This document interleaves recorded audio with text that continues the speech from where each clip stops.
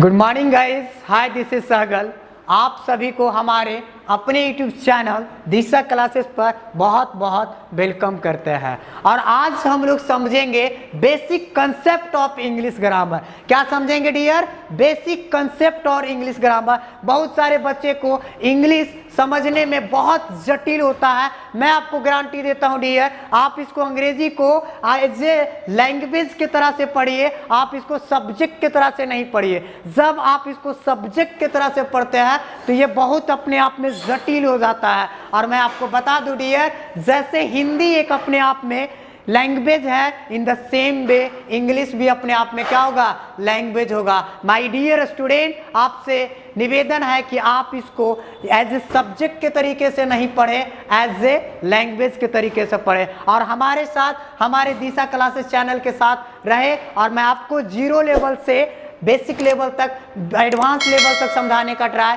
मैं करूंगा। आज का जो वीडियो हम लोग पढ़ेंगे basic concept of English grammar. क्या पढ़ेंगे dear? Basic concept of English grammar, zero से लेकर के एडवांस लेवल तक। जो बिगनर है या फिर एडवांस लर्नर है, दोनों के लिए ये बहुत ही इंपॉर्टेंट होगा। इंग्लिश ग्रामर का बेसिक कंसेप्ट क्या है, इसको समझने की कोशिश करेंगे।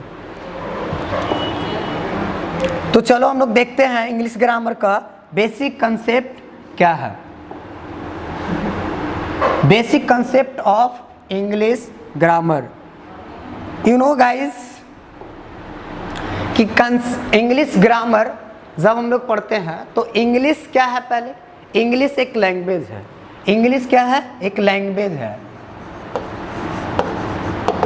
इंग्लिश अपने आप में एक लैंग्वेज है। और लैंग्वेज साउंड से बनी होती है। लैंग्वेज किससे बना होता है? साउंड से बना होता है। जब एक बच्चा जन्म लेता है तो उसके मुंह से एक वर्ड आता है, कुछ भी बोलता है, जैसे पापा बोलता है तो पा वर्ड आता है, फिर पा आता है, तो एक साउंड उत्पन्न होती है। सबसे पहले एक साउंड का उत्पन्न होगा, तब जा करके वो कम्युनिकेशन कर पाता है किसी और से। तो इंग्लिश लैंग्वेज किससे बनी होती है? साउंड से बना होता है। किससे? साउंड से। और साउंड की टोटल संख्या 44 होता है। कितना होता है? 44 होता है। टोटल साउंड की संख्या 44 होता है। जब आप किसी साउंड को रिटर्न फॉर्म देने की ट्राई करते हो, आप उसको लिख देते हो। जिस साउंड को आपने बोला उसको आपने लिख दिया, रिटर्न फॉर्म दे दिया, वो बन जाता है आपका लेटर। वो क्या बन जाता है? आपका लेटर बन जाता है। तो साउंड से क्या बनी? लेटर बनी है। इंग्लिश लैंग्वेज साउंड है। साउंड से इंग्लिश लैंग्वेज, और साउंड को अगर आप रिटर्न फॉर्म में दे दिए तो क्या बन गया? लेटर बन गया। साउंड और लेटर। अब समझना है ये साउंड और लेटर के बारे में। साउंड और लेटर के बारे में समझेंगे हम लोग। साउंड की संख्या टोटल 44 होता है जी। और दूसरा लेटर होता है। दूसरा क्या होता है? लेटर होता है। लेटर कब बना? जब साउंड को रिटर्न फॉर्म देने की कोशिश किए। क्या किए? रिटर्न फॉर्म देने की कोशिश किए। जब आपको इसको रिटर्न फॉर्म किए तो ये क्या बन गया? साउंड बन गया। क्या बना? साउंड बन गया। तो रिटर्न फॉर्म देने की कोशिश किए तो फिर वो साउंड से लेटर बना गया। अब देखते हैं आगे।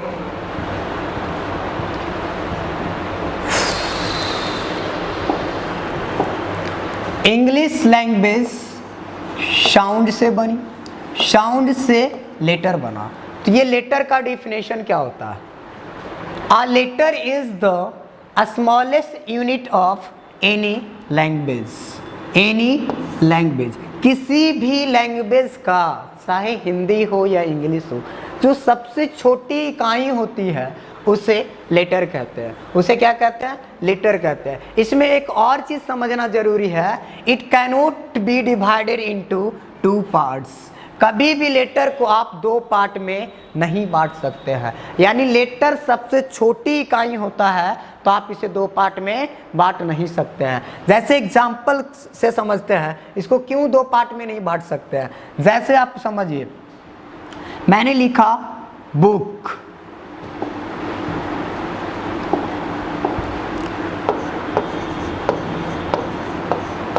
तो बुक एक वर्ड है अपने आप में।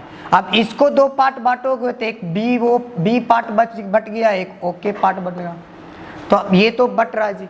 लेकिन लेटर, हम लेटर को ट्राई करते हैं, लेटर को दो पार्ट में बांटने का डिवाइड करते हैं। जैसे ए अपने आप में क्या है, लेटर है।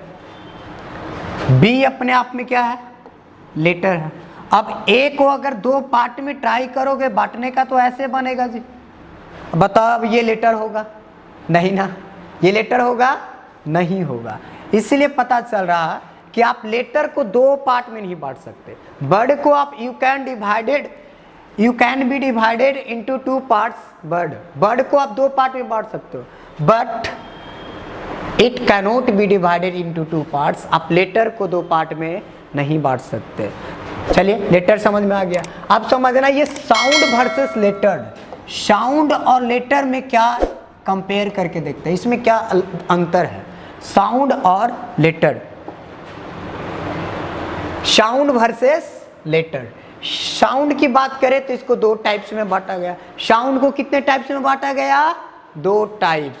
फर्स्ट क्या हो गया? Vowel sound. First vowel sound और दूसरा कंसोनेंट साउंड। पहला वॉवेल साउंड, दूसरा कंसोनेंट साउंड। तो मेरे साथ बताइए, साउंड को कितने पार्टों में बांटा गया? साउंड को वॉवेल साउंड और consonant sound. In the same way letter को वॉवेल लेटर और कंसोनेंट लेटर में बांटा गया। लेकिन आपके मन में एक क्वेश्चन आ रहा होगा कि बताइए वॉवेल साउंड और वॉवेल लेटर में क्या अंतर है, कंसोनेंट साउंड और कंसोनेंट लेटर में क्या अंतर है। तो मैं आपको बता दूं कि वॉवेल साउंड की संख्या टोटल 44 होता है और वॉवेल लेटर और कंसोनेंट लेटर होता है। अब ये वॉवेल लेटर की संख्या टोटल कितनी होती है जी? 5 होता है। अब कौन कौन होता है? ए, आई, ओ, यू और ई होता है। ये 5 वॉवेल लेटर है, ये 5 वॉवेल साउंड नहीं है। इसके अलावा जो बचे बी से, इसके अलावा जेड तक जो बचे, इसके अलावा ए, आई, ओ, यू के छोड़कर जो बचा वो क्या हो गया? Consonant letter. और इसकी टोटल संख्या 26 है। टोटल संख्या क्या है? 26 है। लेकिन इसको हम लोग अलग अलग क्यों पढ़ रहे हैं? वॉवेल साउंड को अलग क्यों पढ़ रहे हैं और वॉवेल लेटर को अलग क्यों पढ़ रहे हैं? इसके पढ़ने से आपको आर्टिकल, एक चैप्टर है, आर्टिकल को फिल करने में आपको बहुत मदद करेगा। बचपन में हम लोग पढ़े थे कि जब आर्टिकल में वॉवेल लेटर होता है तो आप क्या भरते हो? ए भरते हो, सॉरी एन भरते हो। आप फिर कंसोनेंट लेटर होता है तो फिर ए भरते हो। लेकिन बड़े की क्लास में आप जाओगे तो वो नहीं होगा। आपको एक एग्जांपल से बढ़िया से समझते हैं। पहले वॉवेल साउंड को समझ लेते हैं और दूसरा कंसोनेंट साउंड को समझ लेते हैं। ये वॉवेल साउंड क्या होता है? किसी भी लेटर को आप आर्टिकुलेटेड करते हो, उसका उच्चारण करते हो, तो उच्चारण करने के लिए जो हमारा वोकल कोड है इसकी मदद लेना ना पड़े। वोकल कोड की सहायता, बिना इसका सहायता से आप करते हो तो वो वॉवेल साउंड होता है। उसमें कोई फ्रिक्शन नहीं होनी चाहिए। वोकल कोड से हमारा कोई फ्रिक्शन नहीं होना चाहिए। जब फ्रिक्शन नहीं होगा तो वो वॉवेल साउंड होगा। और कंसोनेंट साउंड किसी भी लेटर को बोलने के लिए फ्रिक्शन हो जाता है, वोकल कोड उसकी क्या करती है? घर्षण कर देती है, तो आप क्या उसको कहते हैं? कंसोनेंट साउंड कहते हैं। वॉवेल साउंड आपकी हिंदी के अक्षरों में आज से लेकर के आ विसर्ग आ तक होता है, ये वॉवेल साउंड होता है। ये क्या होता है? वॉवेल साउंड होता है। मेरे साथ बोलेंगे आकर आ, ई। इसमें देखिएगा आपको कोई वोकल कोड में कोई भी फ्रिक्शन नहीं हो रहा। जब फ्रिक्शन नहीं होता है तो वो क्या होता है, वोवेल साउंड होता है। बट कंसोनेंट साउंड में फ्रिक्शन होता है। कैसे, जैसे आपको एक एग्जांपल से समझिए, पापा, पापा, अब बोलिए पापा, बोलिए जी पापा। जानते हैं आजकल की लड़कियां लोग पापा नहीं बोलते, क्या बोलते हैं, डैडी बोलते हैं। पता है ये कंसोनेंट साउंड का प्रभाव पड़ा है। कैसे, देखिए जब लड़कियां लोग पापा बोलते हैं तो लड़कियां लोग तो क्या करती है, लिपस्टिक लगाती है जी। अब वो पापा बोलेंगे पापा तो दोनों जो लिप है आपस में टकरा जाता है और उसकी लिपस्टिक क्या हो जाती है, लेसरा जाता है, गड़बड़ा जाता है उसका। इसलिए वो लड़कियां लोग अब पापा ना बोल के डैडी बोलने लगा। इसलिए कि पापा बोलने से क्या हो रहा है, कंसोनेंट साउंड हो रहा है। क्या हो रहा है जी, कंसोनेंट साउंड हो रहा। पापा बोलिएगा तो जरा सा थोड़ा सा लिप को हटा के देखिए और पापा बोल के जरा दिखाइए, तो बोलिए पापा, बोल पाएंगे नहीं, इसलिए ये कंसोनेंट साउंड हो गया। तो हिंदी के अक्षरों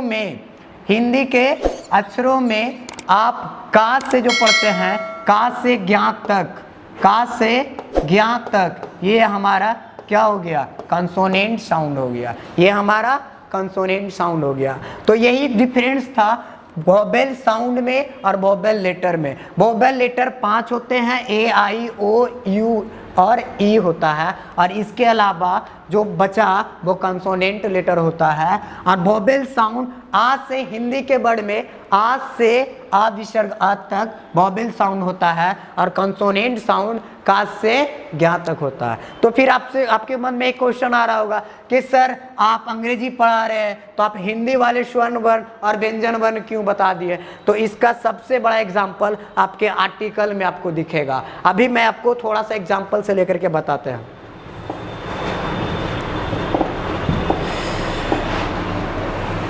देखिए जी, अब ये कुछ आर्टिकल भरना है, इसमें कुछ ए भरना है और एन भरना है। ए और एन भरने का ट्राई करते हैं, ए और एन। तो हम लोग बचपन में पढ़े थे, एन क्या होता था जी, वोवेल, वोवेल साउंड एन के लिए, ए कॉन्सोनेंट साउंड के लिए,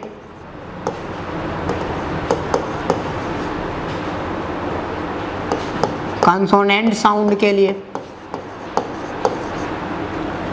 अभी मैंने बता दिया वोवेल साउंड क्या होता है और कॉन्सोनेंट साउंड क्या होता है। अब देखिए mango, MANGO, mango, mango means आम। अब आगे का लेटर देखिए, तो लेटर देखने से आपको क्या पता चला, कॉन्सोनेंट लेटर। तो ये तो ठीक है कि ये कॉन्सोनेंट लेटर है, और साउंड की भी बात करें तो कॉन्सोनेंट ही साउंड है। तो आप आर्टिकल क्या भर देंगे, ए भर दीजिएगा। आप क्या करेंगे, ए। लेकिन मैं आपको बता दूं कि जब आपको आर्टिकल का यूज करना है, ए और एन का यूज करना है, तो आप वोवेल लेटर को मत देखना प्लीज़। आप वोवेल लेटर को मत देखना, आप वोवेल साउंड को देखना। इसका सबसे बेस्ट एग्जाम्पल MLA है, इसका सबसे बेस्ट एग्जाम्पल MLA है, MLA है। अब इसको आप देखो, एम देखेंगे तो ये क्या हो जाएगा, वोवेल लेटर। तो जब वोवेल लेटर के अनुसार आप भरोगे तो ए भर दोगे आर्टिकल, ये आपकी गलत हो जाएगा। आपको कोई भी एग्जाम में, ये बहुत सारा हर किसी एग्जाम में आर्टिकल भरने के लिए आता है, तो आप एग्जाम में आप 1 नंबर क्या करोगे, गलत कर दोगे। इससे आपको समझ में आ गया कि वोवेल लेटर को आप देख करके आर्टिकल नहीं भरना है, वोवेल साउंड को देखनी है। वोवेल साउंड को आप समझते हैं, वोवेल साउंड को देखो, MLA, इसको हिंदी का उच्चारण करके देखेंगे तो क्या आएगा, MLA।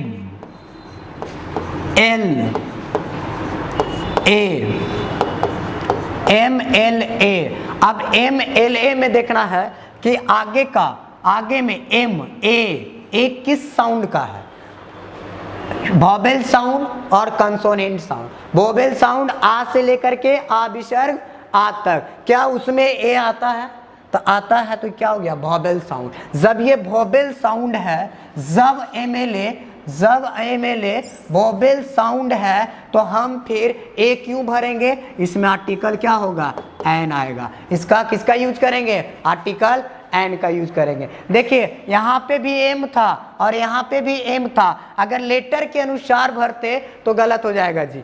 M A, M N, इससे किससे पता चला, लेटर से नहीं साउंड से। तो साउंड की नॉलेज बहुत जरूरी होता है, साउंड की नॉलेज होना जरूरी है। आपको समझ में आ गया। चलिए वीडियो में आर्टिकल आप बना भरिए, बताइए वीडियो में आर्टिकल क्या भरेंगे, ए या फिर एन। भाई बी लेटर देखोगे, बोल दोगे कि सर कंसोनेंट लेटर, भर दीजिएगा ए वीडियो, लेकिन कंसोनेंट लेटर, लेकिन वीडियो को आप हिंदी में पढ़ो, बी क्या रहा जी, बी, और ये भी क्या है, कंसोनेंट साउंड। लेटर से नहीं देखेंगे, कंसोनेंट साउंड से चेक करना पड़ेगा। तो ये तो कंसोनेंट साउंड और कंसोनेंट लेटर दोनों सेम आ रहा, इसलिए वीडियो में आर्टिकल क्या बनेगा जी, ए बनेगा, वीडियो में आर्टिकल ए। अब देखिए यूजफुल बुक, बचपन में रटे यू देखे वोवेल लेटर, आप क्या भर देते हैं, एन का यूज कर देते हैं। किसका यूज कर देते हैं, एन का यूज कर देते हैं, और ये आपका मुबारक हो कि गलती हो गया, ठीक है, ये क्या हो गया, गलत हो गया। यूजफुल बुक में एन का प्रयोग नहीं करेंगे, यूजफुल बुक में एन का प्रयोग आप बचपन के क्लास से लेकर के भरते हैं, क्यों, यू देख करके आप एन भर दिए, ये गलत बात है। आप यूजफुल को उच्चारण करके देखो, साउंड को उच्चारण करके देखो, यूजफुल उच्चारण करते हैं, लिखो तो क्या लिखाएगा, यूजफुल, यूजफुल। अब आगे का लेटर देखो यू, ये आ से आ विसर्ग आत में नहीं आता, का से लेकर के ज्ञा तक में आता है। तो बताओ ये कंसोनेंट साउंड या फिर वोवेल साउंड, ये क्या हो गया, कंसोनेंट साउंड। कौन सा साउंड, कंसोनेंट साउंड। जब ये कंसोनेंट साउंड होगा तो यूजफुल बुक ना हो करके क्या होगा, a useful book, an useful book ना हो करके आ यूजफुल बुक होगा। चलिए नेक्स्ट देखते हैं, फॉरेस्ट ऑफिसर। क्या देखते हैं, forest officer, F for, forest, for consonant या वोवेल, कंसोनेंट साउंड, आ फॉरेस्ट ऑफिसर, आ फॉरेस्ट ऑफिसर। यूरोपियन, देखिए इसको थोड़ा सा दिमाग लगे, बताइए पहले आप ही लोग क्या भरोगे, ए या एन, लेटर के अनुसार एन, लेटर के अनुसार एन। भैया आपका एन क्या हो गया, गलत। यूरोपियन में एन नहीं आएगा, तो क्या आना चाहिए जी, ए।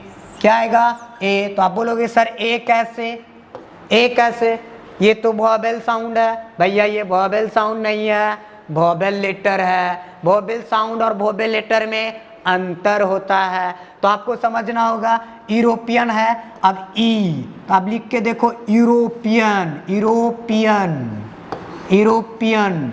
आप यूरोपियन लिखते हैं, पीछे वाले छोड़ दो, आगे को देखो यू।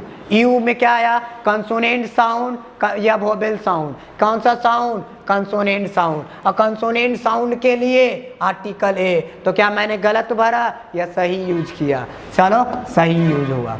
अब देखते हैं एमबीबीएस डॉक्टर में, किसमें, एमबीबीएस डॉक्टर, किसमें, एमबीबीएस डॉक्टर में।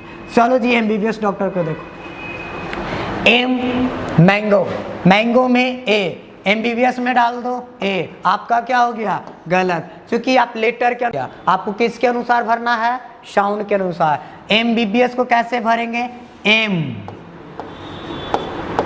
बी, अब उसको छोड़ दो, आप एम में देखेंगे ये कौन सा साउंड आ रहा, ए कौन सा साउंड आ रहा, vowel consonant, M vowel consonant, vowel sound. तो वोवेल साउंड होगा तो ए नहीं होगा, ए नहीं होगा, आपको क्या होना चाहिए, एन होगा। एमबीबीएस में एन होगा।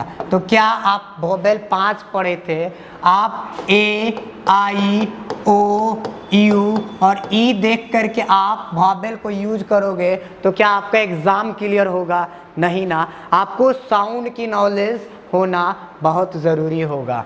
अब देखिए ईयर, अब देखिए क्या है, ईयर। तो बहुत सारे बच्चे लोग अब इसको हिंदी को उच्चारण करते हैं तो कर देते हैं ऐसे, ईयर। भैया ईयर तो भर दोगे एन ईयर, आपका फिर गलत हो जाएगा। ईयर का मतलब कान होता है यार, ईयर ये नहीं होता है, ईयर ये होता है ईयर, और ईयर का मतलब ये साल होता है, वर्ष होता है, और इसलिए इस ईयर के पहले एन ईयर नहीं आ ईयर होता है। क्या होता है आर्टिकल?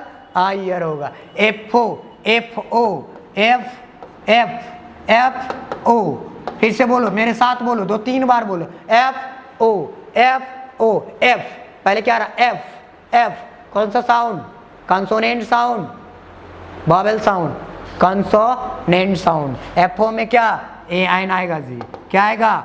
एन आएगा। आप इसके अनुसार जाओगे तो फिर ए आ जाएगा, वॉवेल साउंड के अनुसार जाओगे एन होगा, और आपका सही मार्क्स हो जाएगा। ऑनेस्ट, बचपन में पढ़े थे कि एन ऑनेस्ट होता है, आप याद कर लिए, बचपन में पढ़े थे कि एन ऑनेस्ट होता है, रटा हुआ है। लेकिन मैं आपसे पूछो रटा हुआ है? अभी नहीं, कंसेप्ट के अनुसार चलो।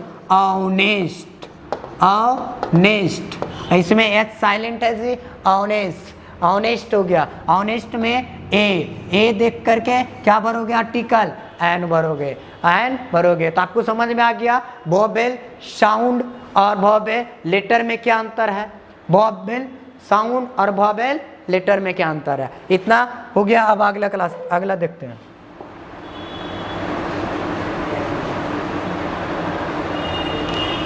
चलिए, तो सबसे पहले हम लोग ये देखते हैं English language.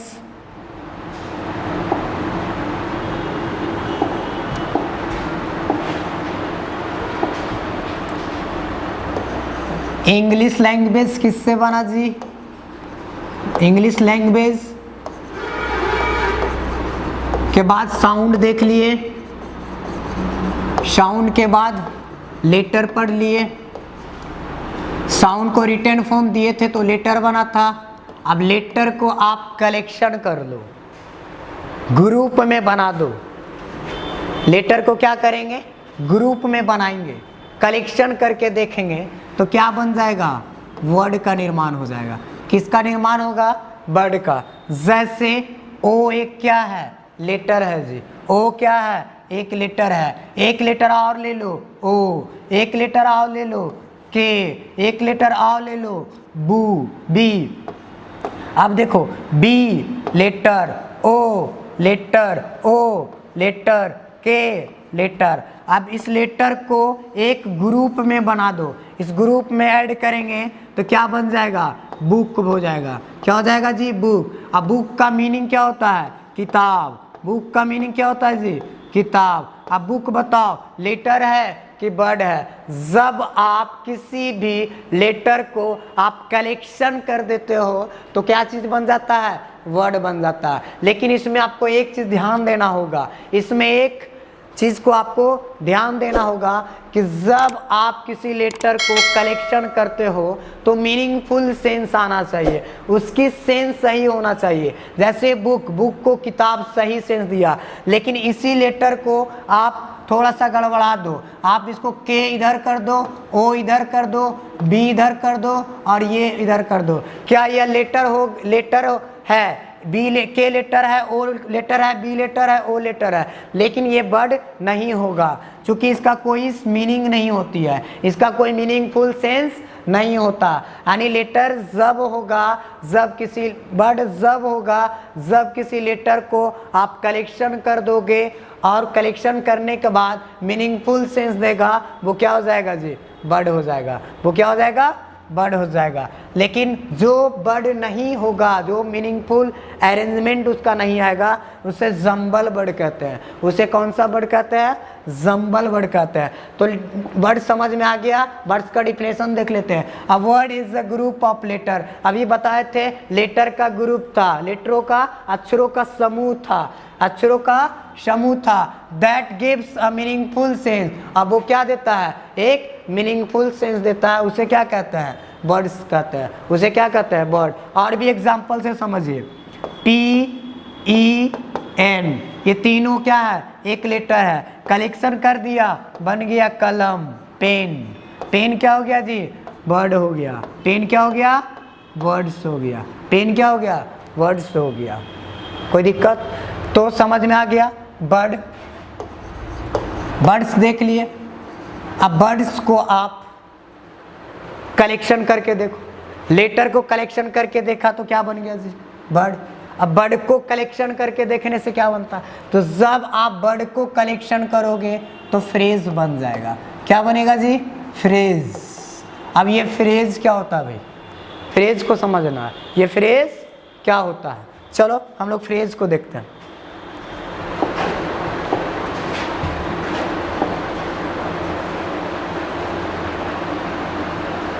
A phrase is a group of words which has no finite word.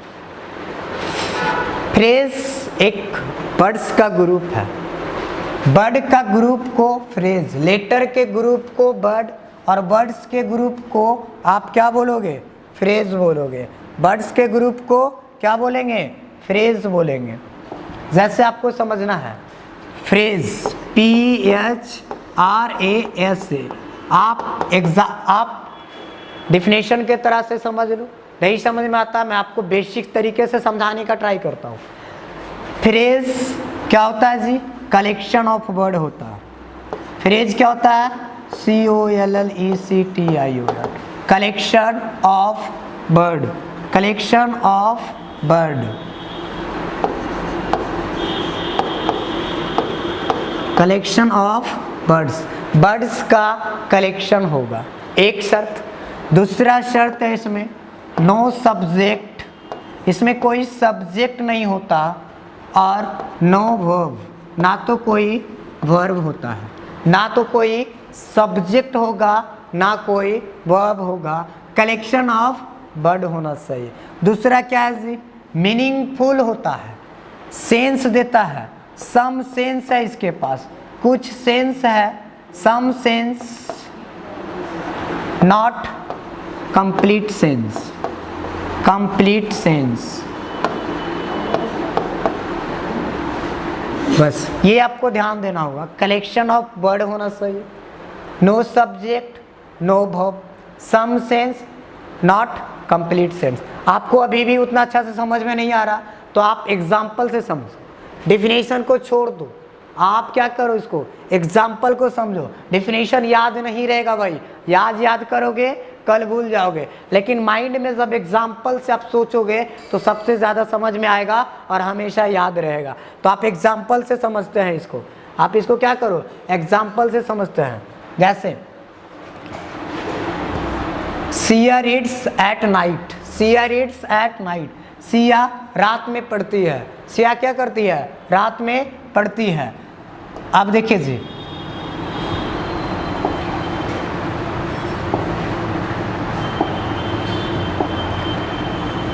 Siya क्या हो गया जी, सब्जेक्ट। अभी बोले थे नो सब्जेक्ट, कोई सब्जेक्ट नहीं होना चाहिए, नो सब्जेक्ट नो वर्ब, ना तो सब्जेक्ट वाला तो फ्रेज नहीं होगा। रीड क्या है जी, वर्ब है, ये दोनों क्या फ्रेज नहीं है, ये दोनों फ्रेज नहीं है। बच्चा आपको क्या, नाइट और एट, नाइट क्या है जी, एक बर्ड है, एट क्या है, एक बर्ड है, एट भी क्या है, एक बर्ड है। अब इसको समझना है, एट और नाइट को अलग कर दो, एट और नाइट को अलग कर दो। अब देखिए क्या इसका कंडीशन देखिए, एट नाइट एक कलेक्शन ऑफ बर्ड है जी, बर्ड बर्ड कलेक्शन हो गया, एक शर्त सही। एट नाइट में ना तो कोई सब्जेक्ट है और ना ही कोई वर्ब है, ना कोई सब्जेक्ट ना कोई वर्ब। एट नाइट रात में, कुछ तो दिया मीनिंग, रात में कुछ तो मीनिंग दे रहा लेकिन कंप्लीट नहीं दे रहा। भाई क्या रात में, कंप्लीट नहीं दे रहा, इसलिए some meaning not complete meaning, some meaning not complete meaning. तो बताइए एट नाइट आपका क्या हो गया जी, फ्रेज हो गया। एट नाइट क्या बन गया, फ्रेज बन गया। आपको समझ में आ गया होगा कि फ्रेज क्या होगा। फिर से बैंड अप करते हैं हम फ्रेज को। फ्रेज में नो सब्जेक्ट, फिर से कर देते हैं, या तो आप कलम कॉपी में आप इसको नोट कर सकते हैं। फ्रेज होने के लिए कंडीशन को फिर से मैं लिख देता हूँ, फिर से लिख देता हूँ जी। फ्रेज में क्या होना चाहिए जी, कलेक्शन ऑफ वर्ड होना चाहिए, कलेक्शन ऑफ वर्ड होना चाहिए। उसके बाद दूसरा क्या जी, नो सब्जेक्ट, कोई सब्जेक्ट नहीं, नो सब्जेक्ट, नो वर्ब, ना तो कोई verb.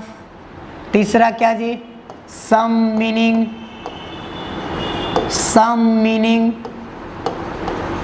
Not complete meaning, not complete, complete meaning, not complete meaning. आप दूसरा एग्जांपल से समझिए। सी क्या है जी, सब्जेक्ट, इज क्या हुआ, सब्जेक्ट, वर्ब, इज क्या हो गया, वर्ब, सब्जेक्ट इज वर्ब। अब देखिए, style gorgeous of women A article. अब इसको आप क्या करो, कलेक्शन कर लो, इसको कलेक्शन करो, इसको कलेक्शन करके देखते हैं।